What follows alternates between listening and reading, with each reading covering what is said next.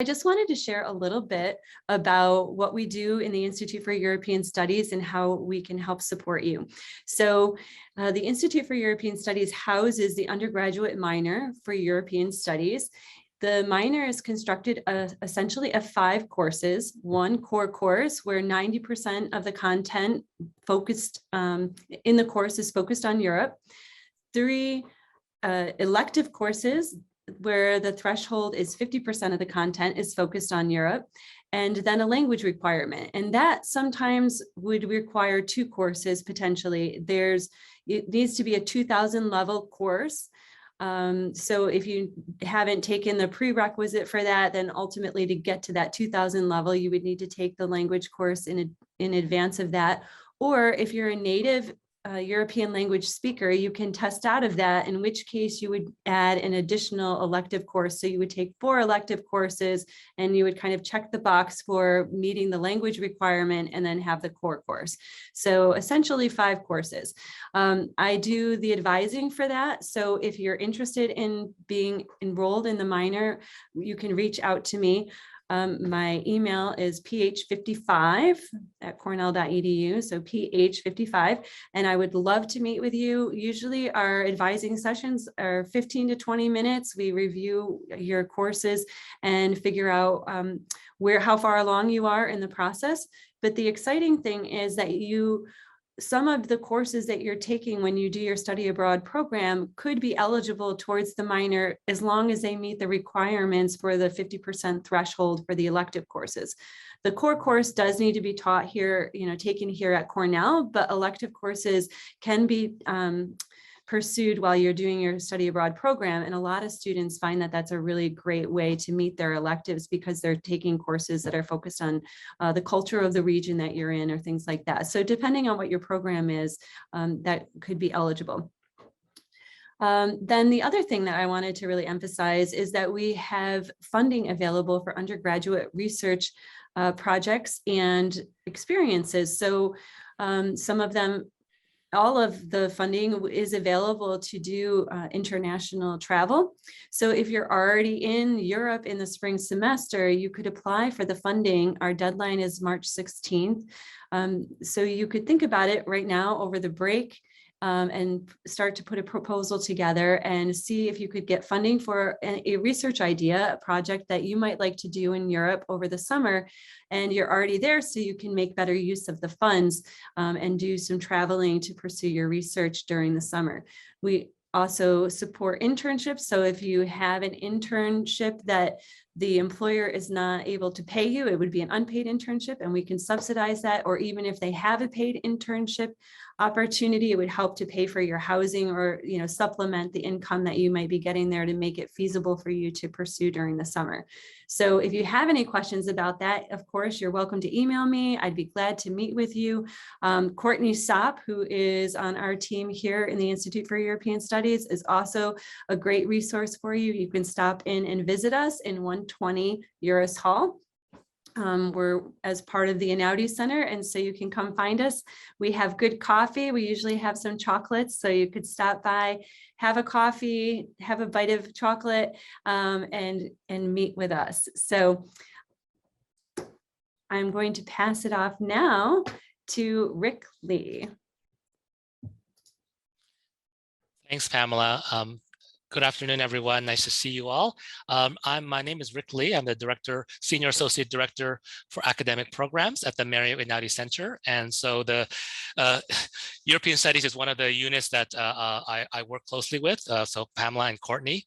I'm here to talk about other opportunities that we have for undergraduate students that the Einaudi Center provides and resources. So I'm gonna there's 5 resources I wanna share with you, and I'm gonna drop also the links in the chat so that you can actually follow up on them. The first one is the Fulbright program, which is, as you may know, is one of the most prestigious programs. And the Fulbright program is really to teach English overseas. We also have one called the Laidlaw Scholars Program. This is a much newer program that I would encourage you to look for. It's a 2-year program funded by the Laidlaw Foundation in the United Kingdom. And what it involves is the deadline is in January for the Laidlaw, so we're still looking for students.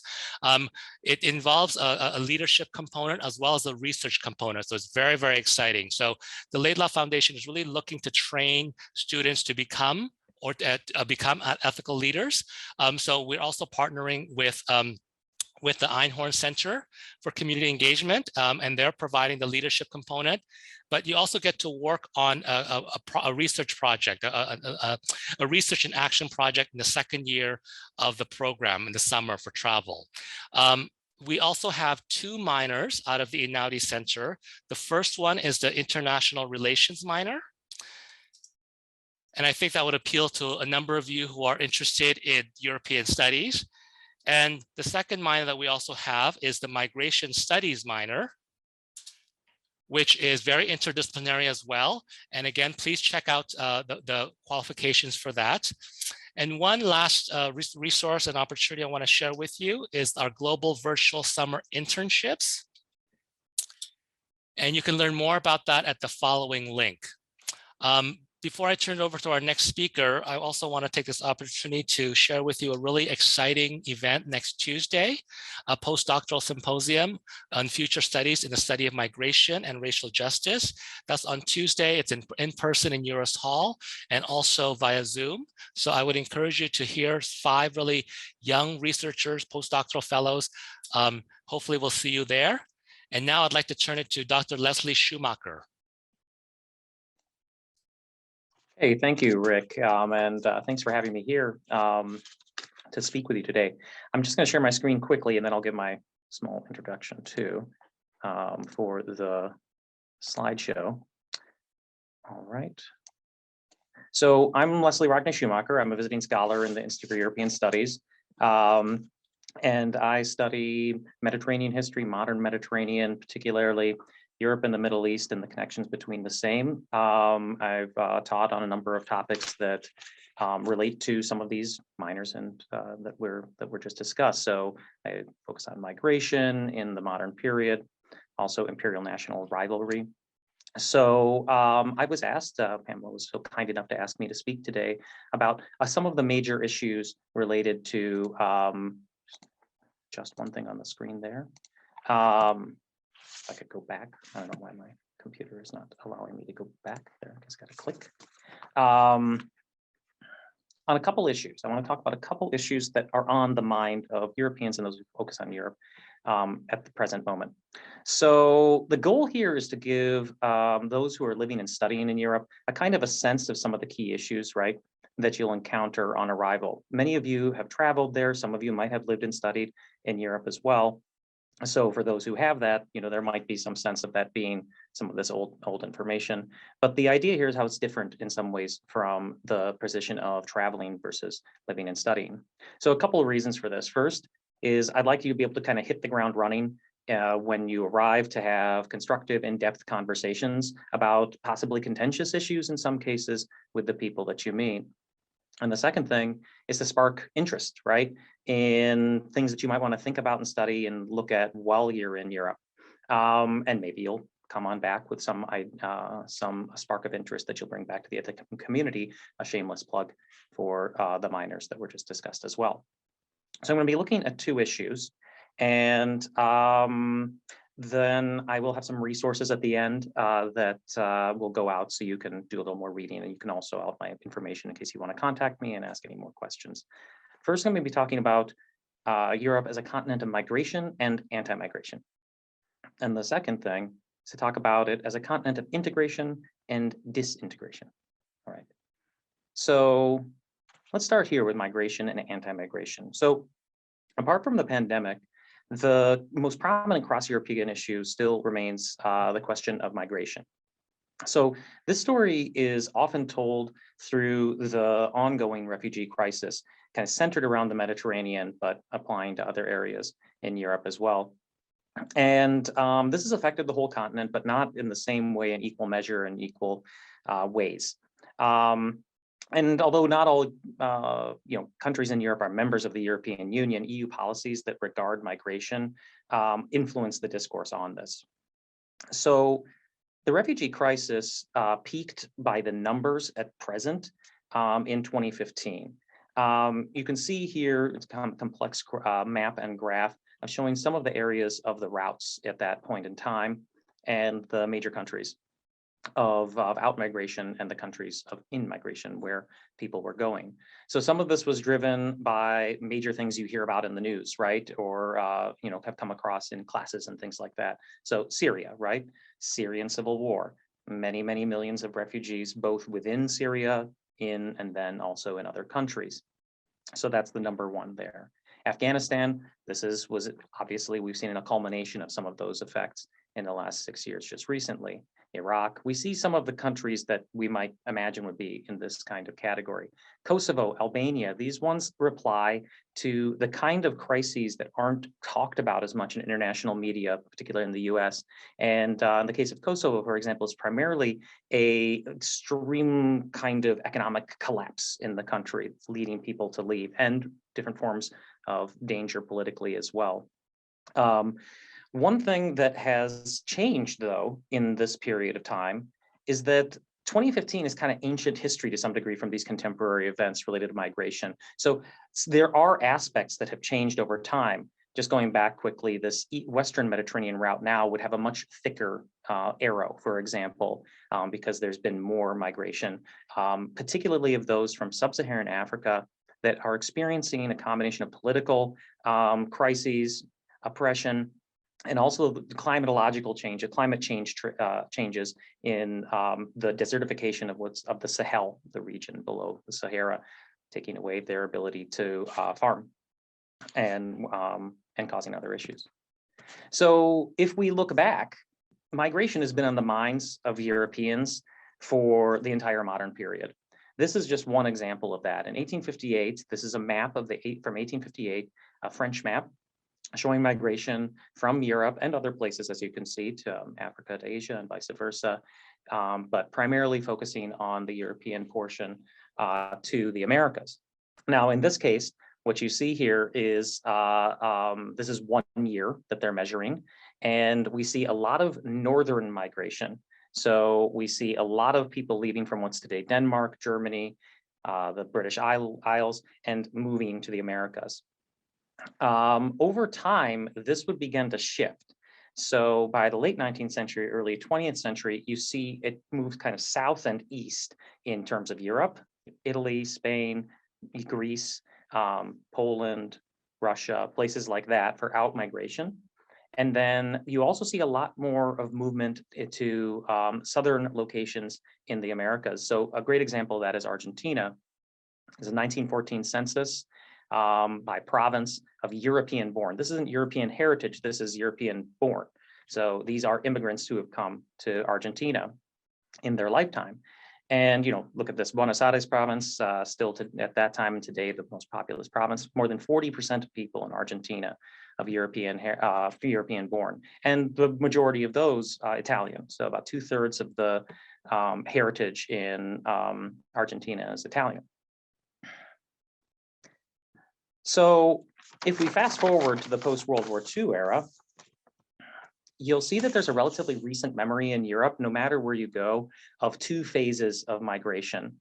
One is that of those who kind of find themselves in quote unquote the wrong sides of the border after World War II and after the defeat of Nazi Germany and the success particularly of Soviet Union, but also of the Western allies in those setting of those borders.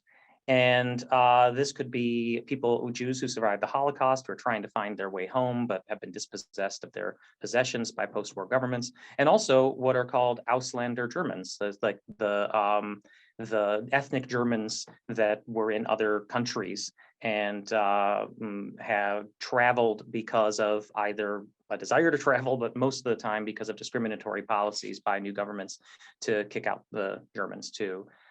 Or at least tell them to leave in some regard.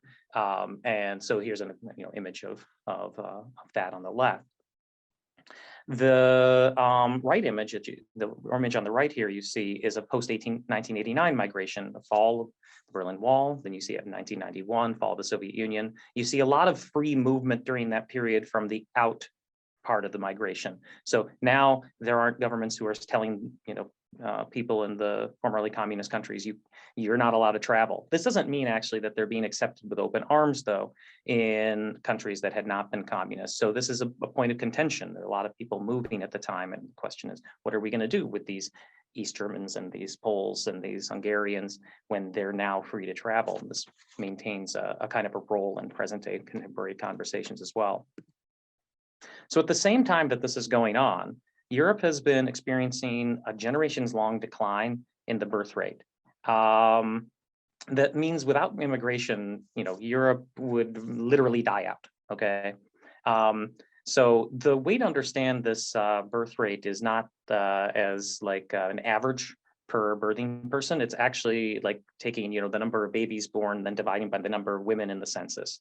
So you get an output from there. 2.1 is considered the replacement rate.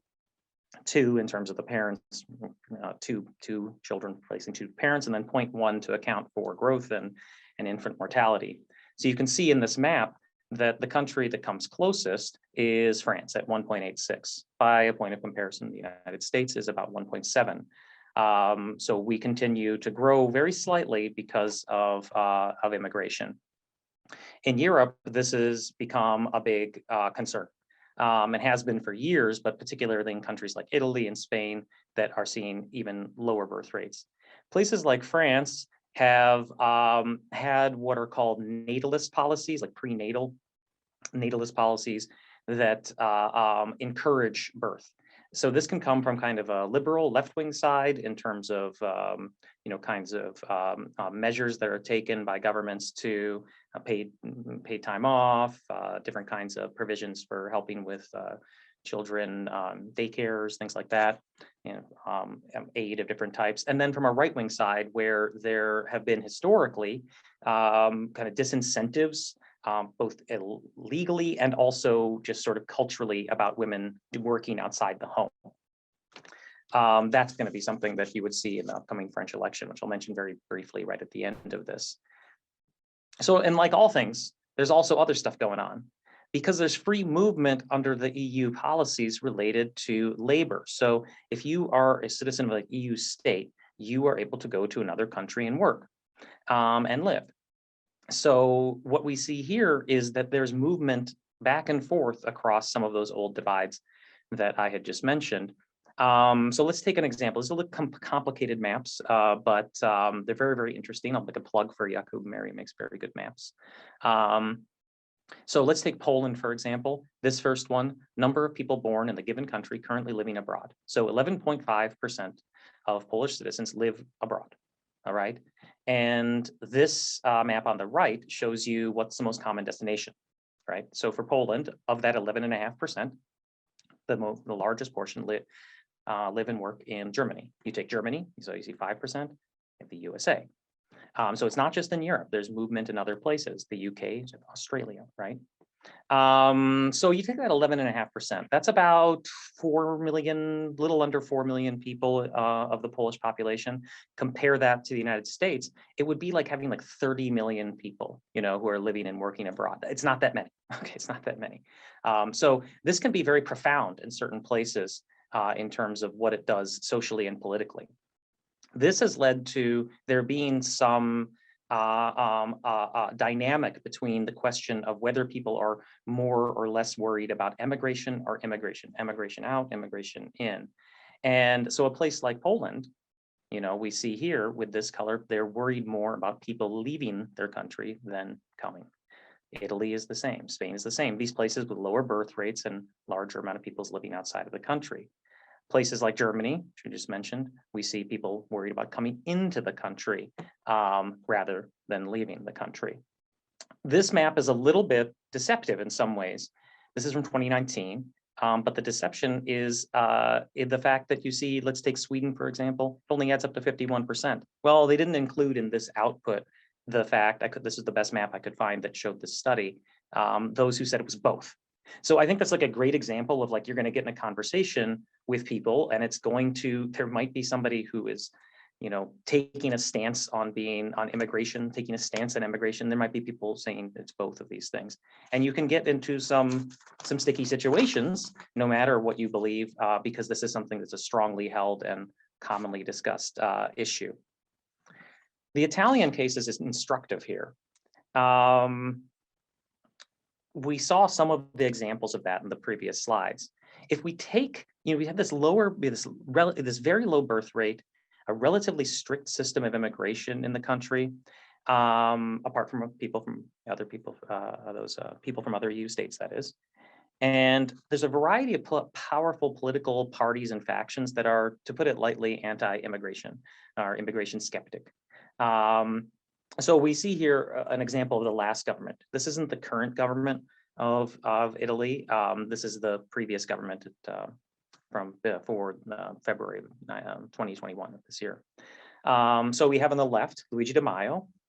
He's the former leader of what's called Movimento Cinque Stelle, 5-star movement, M5S.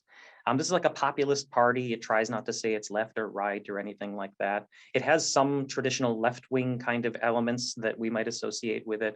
They're very environmentally minded. And then some right-wing elements that are quite immigration skeptic. And we see an example here of what he said as the foreign minister of the government. Africans should be in Africa, not at the bottom of the Mediterranean. This is in 2019. So obviously, he's speaking to all of the deaths that happen of those who are trying to cross the Mediterranean. But he's also saying Africans should be in Africa. He's saying they shouldn't come here. They should stay there, right? Now, that's pretty light, actually, compared to the guy on the right here. This is Matteo Salvini. He's the leader of Lega, League. It's technically Northern League, but they call it Lega. Speaking actually just about a week ago, he says, my objective is to give economic serenity to Italians to encourage them to have children. I refuse to think of substituting 10 million Italians with 10 million migrants.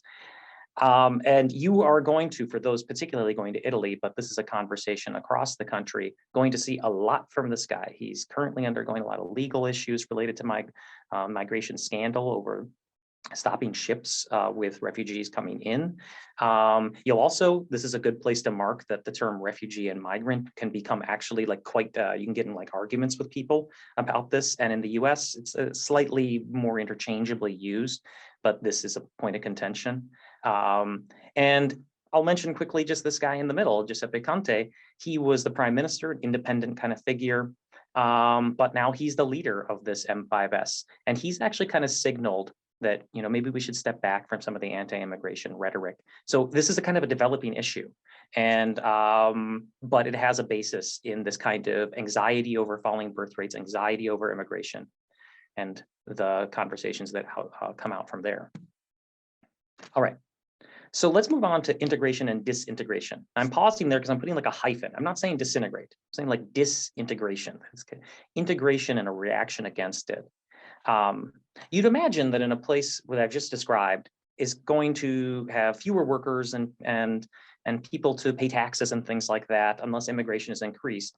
You'd think there'd be this urge to add people as quickly as possible. But just like in the US, there's a lot of debate over policies that are developed by governments that address like changing circumstances in countries and the world and et cetera. So we need to think here kind of how history plays a role in the present, and particularly the rise of the EU and the modern economy. You see a lot of things coming up in the chat, so I'm just going to make sure I'm not missing anything here. Okay, good. All right. So when we imagine kind of the economy of Europe and how it relates to the European Union, we might often kind of see these sort of like old kind of industries, but seen through kind of the prism of what we often see on like a vacation or something like that. I know it's a broad statement, but that's the kind of the postcard kind of view of things. And so, a cobbled street, this is a Bavarian village, for an urban kind of scene. And then perhaps for, kind of farming, it might be like this bucolic kind of countryside scene, with a boutique kind of produce, in this case, wine and Tuscany. Oh, I mean, like this is, you just want to jump, I want to jump into that image. These are all real things. They are all real people and it's a real economy. There's no doubt that that's the case. But I think another image might better kind of represent some of the challenges that come out of history and face the EU and really lead to political outcomes that are at issue today. This is an image from the late 19th century of what's called the Black Country in England. The Black Country referred to the smoke in the air and the coal that actually was so abundant it came out of the ground. This is around the area of Birmingham. And you can see here factories in the background and cheek by jowl, agriculture continuing to go on. So right in this image, we get a sense of some of the sort of foundational principles of the European Union, like from an economic level, because it starts out as primarily an economic body, but it has political elements to it. This is a map of the expansion of the EU, and you can see it has these different kinds of, 57, 58 doesn't even have like sort of a title. EC, European Community is what it's called, and it expands, European Union. So 93, you have European Union. Now it's expanding to the point that now there's 28 countries, including the most recent entrant, Croatia. So this here, we go back to this kind of early era, and we'll see that the EU actually starts out in an industrial manner with the European Coal and Steel Community, the ECSC. There was an industrial basis. Basically, the idea is that if you could have no barriers on these building blocks of modern society, coal, iron ore, steel, then there wouldn't be any material condition to have another war between France and Germany, the original two members of this. And then Italy's added, other countries are added, and other people join. And so this is an incredibly successful outcome if you look at the fact that there hasn't been a war between those countries since then, but there's an industrial basis to it. So even today, when you hear like kind of calls for green energy, which you might see this will be obviously a big issue when you go to Europe. In every country, you'll also see some pushback from like the old industries saying, hey, wait a second, we're kind of foundational in this economy. This has had a long tail, though. This has had, has an effect. The air pollution issue in Europe has been a huge issue. It's gotten better over the years, but it continues to be a problem. So this is premature deaths caused by air pollution in Europe. Let's take Germany as an example again, 154 per 100,000. The US is about 50 per 100,000. The worst affected state is California, it's about 80 per 100,000. So air pollution is an issue in the US, but this kind of question of what the outcome is going to be of these industrial economies is something that continues to be an issue. The other part that I want to mention briefly has to do with that agriculture part. It might seem kind of deceptive because we think about the EU and we might just imagine like finance and monetary policy, the euro. You'll see a couple banknotes in a second. But in fact, up until about 20 years ago, the majority of the EU budget was spent on what's called the CAP, the Common Agricultural Policy. And even today, it's about 40%. And it has these objectives, the CAP. This one here, ensure fair income, gives you a sense of what most of that money is spent on, which is subsidies, the payment to help regulate the market and make it possible for smaller farmers to compete in a very globalized system. So this is another issue that continues to be a concern politically and economically. More than half of people in Europe live in rural areas, not in the big famous cities. And about half of the land is still given over to agriculture, but not in enormous, giant fields like you would see in the American Midwest or the Great Plains, this kind of thing, but in smaller kind of patchwork kind of places. This has meant that the farmers are often kind of at the center of a lot of EU conversations. And this is, they'll protest. In this case, this is, farmers who've driven into Berlin for a protest saying, if you're going to change policies, what's going to happen to our food supply? Now, rural areas have traditionally been more conservative. But what we also see in this is kind of my last point on this before I turn it over to the student panel to hear their insights, is that what we've actually seen in many ways is a reaction against the structure of the EU from those who are inclined to have kind of a stake in the older industries. And a lot of this has to do with the fact that there's this kind of, it's a more or less legitimate criticism that the EU has a complicated structure to it and has had trouble explaining itself and its authorities in a way that satisfies those interests. So, you just take, for example, the way that the EU envisioned itself between 1993 and 2009. It's pillars of the EU house. These are 3 pillars. Now, it's a house, it should probably have 4, but they had 3. And the first one is the thing that we normally think of, It's the EC, the European Economic Community, so it's customs and the cap and structural trade, all that kind of stuff. The other two, it was like one was security, basically, and the other one was justice. But there wasn't a good sense of like what that meant in terms of the average person understanding, like how did these actually relate to the authority that the governments had, the EU had. 2009, they changed this because they say this will make more sense, but it doesn't really actually make more sense to most people who are trying to like navigate this as just regular voters. They call them competences. So an exclusive competence would be something that only the EU can do. Customs union, competition, the euro. Shared would be that the EU shares them with national governments. And then supporting would be things that EU would help with, but doesn't have direct authority over. So this is often like, the EU loves maps, and they love to have charts that kind of point to all these different things. This is probably the simplest one to explain the system of how they're related to each other.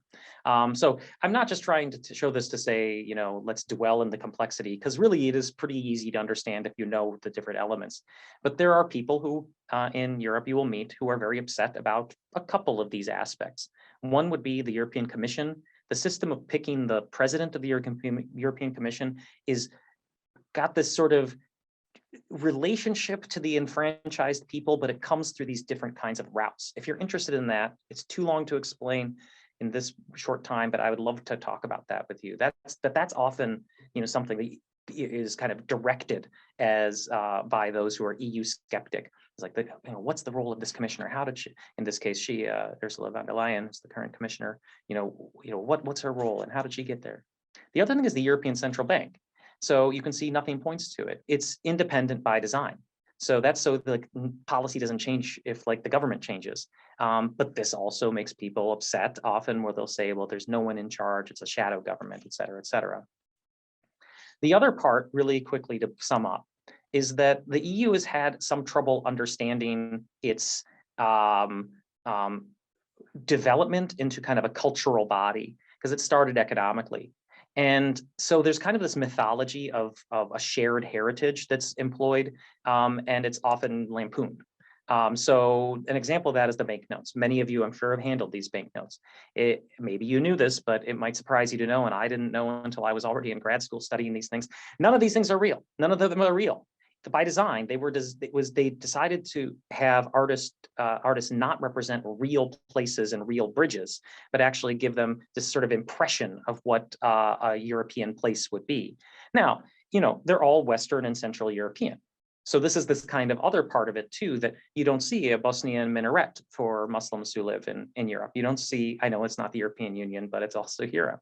You don't see an Eastern Orthodox church. You don't see anything which would apply for a place like Romania. So, there's this kind of sense here that in some ways, this is like they're adding to the mythology. So Brexit, right? This is the one that you would encounter in a lot of ways. Brexit has had this as an outcome of EU skepticism. That's an aspiration, a reality we see on the right. Farmers having to deal with lower quality food imports that now they're not part of the EU, so they don't have higher quality food requirements. And that's something that even the farmers who in the majority of in Britain were for Brexit, now are saying, wait a second, actually, we might want to go back to those higher quality standards, because that means we'll make more money and it's how we can better employ the land and also just continue to trade with Europe. I'm going to leave it here with kind of some of the controversies that you're going to see. Watch this space for the continued rise of the far right in terms of Viktor Orban, the Hungarian prime minister, who kind of leads a little network of far right parties, and the French election. Marine Le Pen has been assailed. She's a far right figure, been assailed as being too left by a new kind of insurgent, even farther right candidate was declared for the presidency. So I am going to leave it there. There are some resources here. Thank you again. And contact info is there. I saw a lot of people going to Denmark, so I put a source in there for that as well. Thank you. Thank you, Leslie. That was awesome. I feel like I want to take your class now. I know you're not teaching a class right now, but I would love to take a class and go deeper into so many of those things. So hopefully we can have some kind of a further conversation. So our next aspect is we're going to have a student panel, and I'm going to have them spotlighted and join me here in a gallery view. And anyone who's attending is more than welcome to now enter questions either in the chat or the Q&A tool. Both are open and available for you to use, or they should be, hopefully. We've had a few tech issues today, unfortunately. So please use the method that facilitates your ability to get your thoughts and ideas, questions forward, and we hope to hear from you. In the meantime, I would love to introduce our students. So all of these students work with the Institute for European Studies, and then Sarah also works with Critical Ottoman and Post-Ottoman Studies. And so I'm adding them to our conversation right now. Hello, my name is Sarah. I'm a freshman and I've grown up around the world a little bit. I was born in Hong Kong, moved to New York, then Texas, then Australia. I've backpacked and traveled around Asia, the Middle East, and Europe for fun, for cultural experiences, and as an athlete. I've lived in a few different countries, and America is now a new country for me. And I feel like I've learned how to settle in. And so I hope what I've learned is helpful. The way I like to approach arriving in a new country is to recognize that we're all different, but that we all have two things in common, at least. The two things that I like to identify when I first arrive in a country is that everyone is looking for two things and values two things in particular. Everyone values human connection and everyone values respect. And I think those are the two most important things to get a grasp of when you arrive in a country. How do these two values manifest in the country that you've arrived in? And I think that once you get a grasp of those two, you really start to feel at home and you start to feel like you can understand how you can fit into the culture.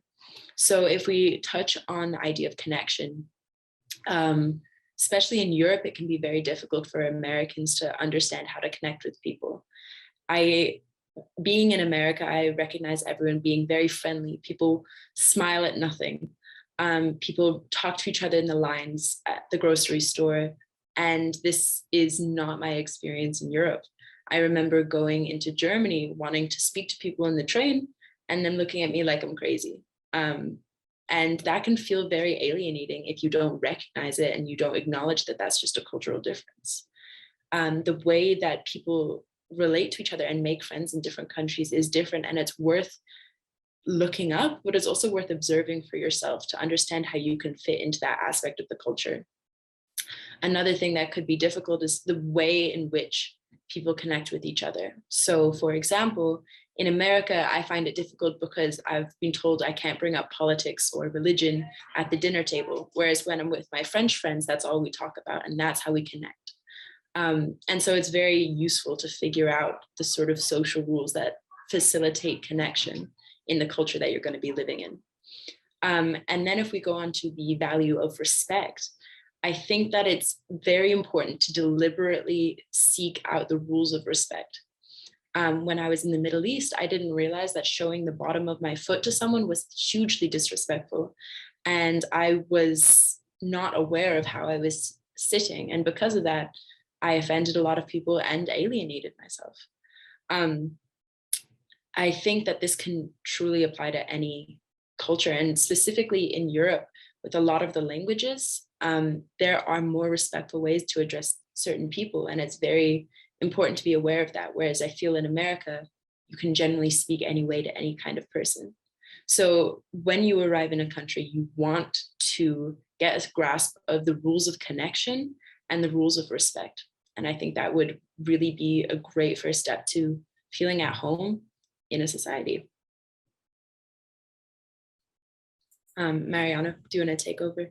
Of course. I second everything you say. I feel like my advice is nowhere near as philosophical and well-versed and eloquently put, but I think it's so important. Some of the things that you touched on, like the cultural differences and the way that people talk to each other, is also something that I was going to talk about. I feel like my experience is a little bit different. I grew up in Brazil until I was 16, and then I moved to Europe, to Lisbon in Portugal. and finished high school there. And then now I'm a fourth year student at Cornell. So I've been permanently living in Europe for 5 years, but also in America. So we kind of, I guess, have that similar experience of coming to the US and realizing that everything is so different from like other places that we've been.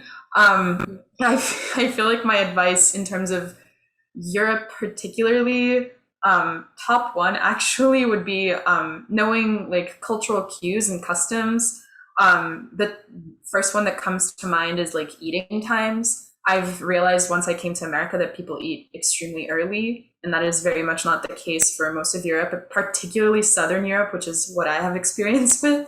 A lot of the time, like restaurants will take a break in the afternoon between lunch and dinner, and so the reason they do it is so they can stay open a lot later versus somewhere like New York City where they're open pretty much for like 12 hours and then they close at 10. And so being aware of certain things like that when you're in the city, walking around, not on a strict chronogram or schedule, those sorts of things are important to know about whichever city that you're going to be in. I think the second thing that I would say is that European cities are extremely walkable, and I know that that's not the case for most American cities. Public transit and cars are probably your number one way of getting around here, and I feel like being in Europe, it's probably super important to take advantage of the fact that you can walk most places, and if not, knowing the public transit that's available to you there is also going to be something that's really important. And then I guess like the third little tip, not to be too didactic, but keep an eye out. I feel like people that are from cities probably have experience with this, but it's not everywhere you go is going to be entirely safe. And so being aware of what you have on you, being aware of what you're carrying around, like if you're leaving with things that are valuable to you, be aware of where they are on your person. Just be super careful and mindful of where you are.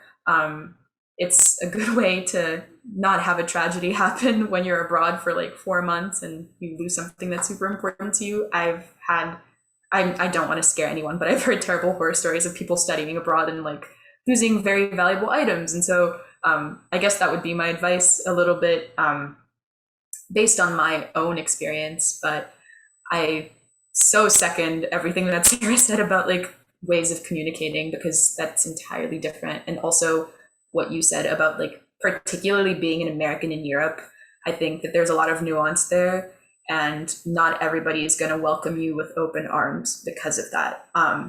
There's a weird tension there that you should probably be aware of. Yes, I think I second what Mariana and Sarah said. I definitely recommend, placing an emphasis on, making sure you know what social norms are in the country you're going to.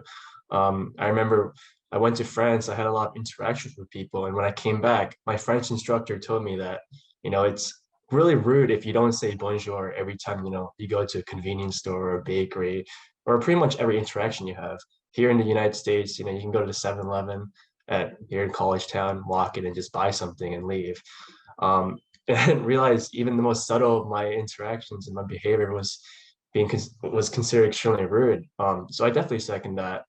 I guess my second point of advice would be just to, step outside your comfort zone.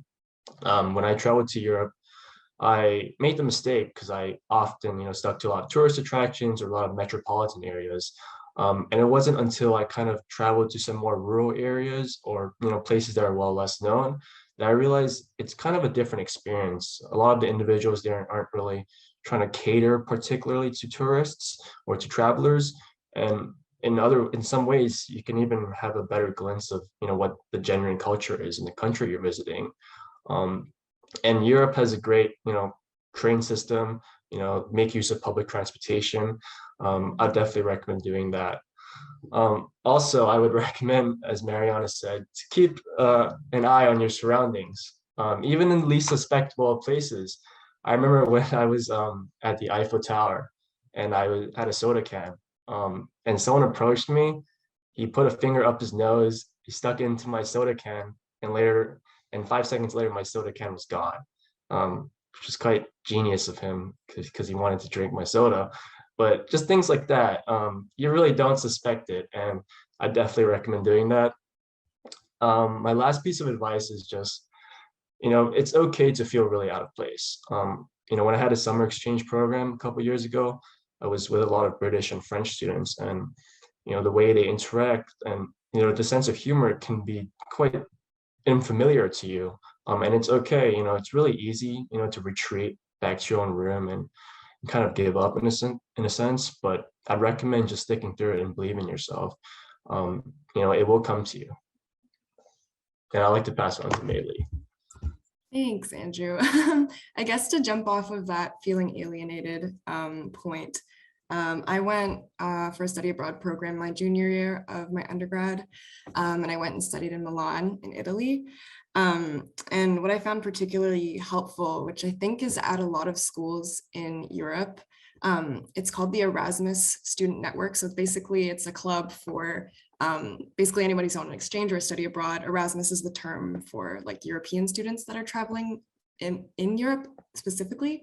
But if your school has one of those networks, it's really, really helpful, because not only do you get to meet other students who are going through the same experience as you, being kind of thrown into a foreign country, but there's also, at least where I was, fellow Italians who were very willing to kind of show foreign students the ropes, give them kind of feedback on how they're acting within that environment, and kind of give you an overview of certain social norms. So I definitely look out for that on your study abroad program. And then bouncing off of that as well, in Milan in particular, I guess it's not a super touristy location in Italy. And I was super shocked at how difficult it was to navigate in English. Most people did not speak English, which I was very surprised about.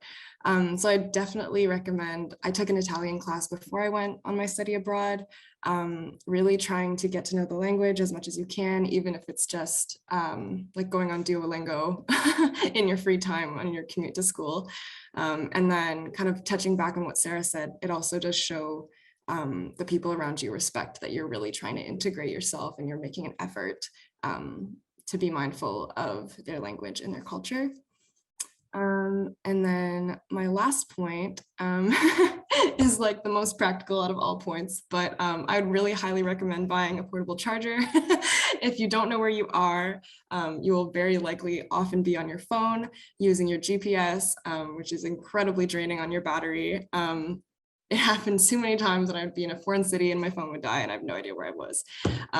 So yeah, that's my last tip. Does anybody have any questions for us? Somebody put one on the Q&A. How have your experiences been impacted if you traveled during COVID? If you guys don't mind, I can speak to that a little bit. I've kind of been globetrotting this entire time, which is probably not the best thing to be doing anyway, but I'm very spread very thin out over the world. So I spent a lot of time, I spent all of last year actually in Lisbon, and then I spent the summer in Italy.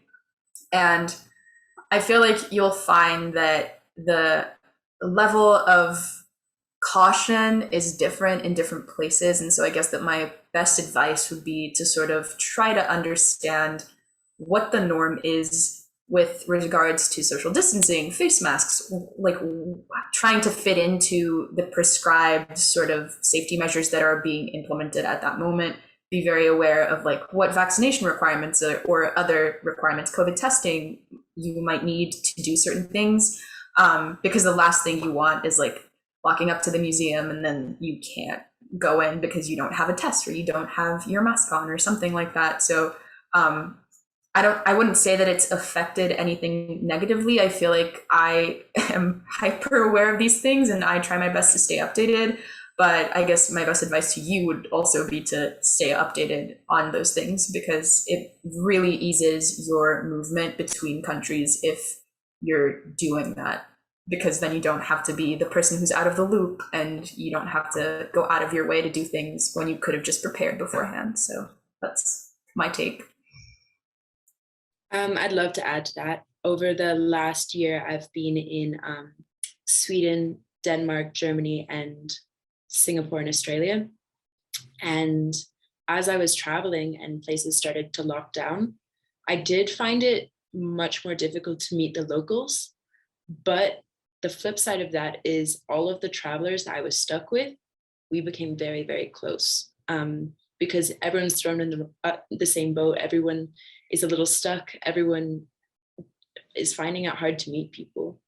And so while it might be more difficult to meet local people, the community you build within the Travelers Network, just like Mei Lee was talking about, I feel like that aspect has gotten even stronger during COVID, because we are all searching for that connection. So I don't think it's something to be too worried about, at least from a more personal perspective. From a practical perspective, there are some things to look up. But yeah, I think it's changed travel, but it hasn't necessarily made the experience worse. In some ways, it's better.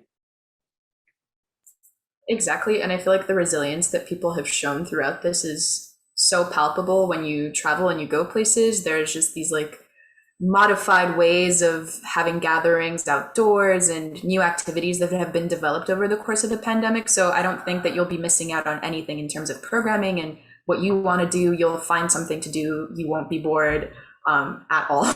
So it'll be very fun.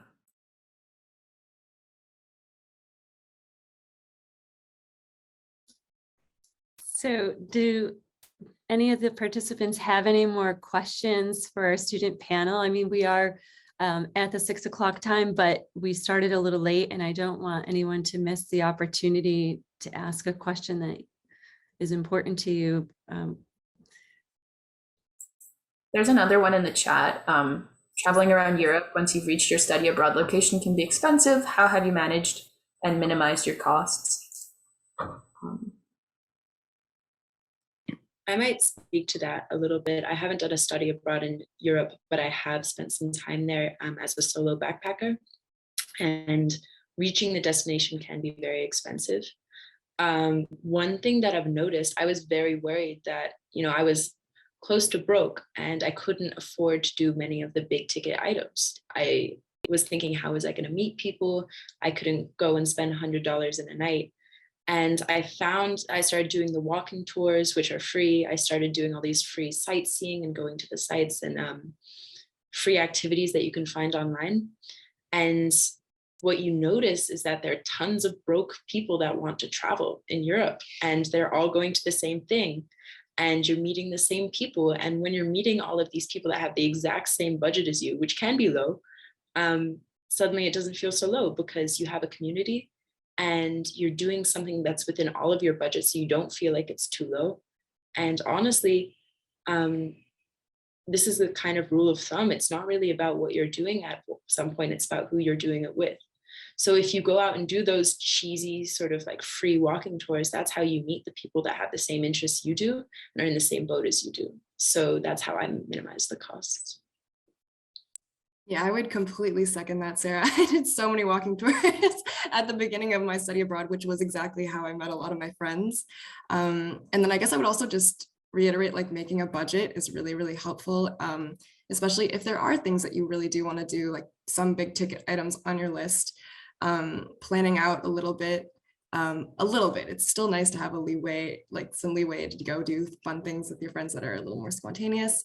But definitely kind of planning out if you want to set aside some money for some specific thing you want to do, and then going from there, I found was really helpful for me, at least when I was studying abroad.